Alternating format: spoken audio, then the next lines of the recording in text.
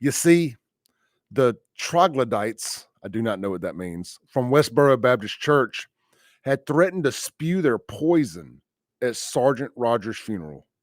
But the Westboro mob wasn't on the scene, and Sergeant Rogers was laid to rest without incident, thank God. Why weren't there protesters? The Magnolia Tribune asked. Planning ahead by locals, as it turns out. This is a this is a this is a story from an Ole Miss message board with a tidbit of information, says the Magnolia Tribune, quoting this Ole Miss message board. A couple of days before, and I love this, y'all. Y'all are gonna love Mississippi. You know, we catch a lot of grief. When I get finished with this, if you aren't familiar with it, this is going to be why you love Mississippi. You ain't from down here, get the hell from around here. It's the first thing that comes to mind.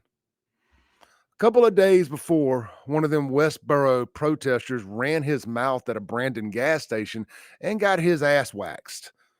Police called, and the beaten man could not give much of a description of who beat him.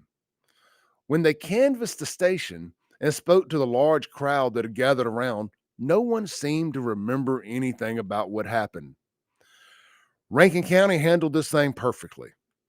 There were many things that were put into place that most will never know about at a great expense to the county. Most of the morons never made it out of the hotel parking lot, it seems. It seems that Rankin County pickup trucks, I'm trying to put somebody on hold here real quick, I apologize. It seems that Rankin County pickup trucks were parked directly behind any car that had Kansas plates in the hotel parking lot, and the drivers mysteriously disappeared until after the funeral was over.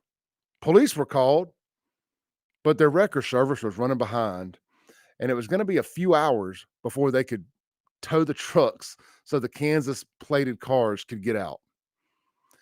A few made it to the funeral, but were ushered away to be questioned about a crime they might have possibly been involved in. Turns out, after a few hours of questioning, they were not involved and they were allowed to go on about their business. That, my friends, was the death knell in the Westboro Baptist Church.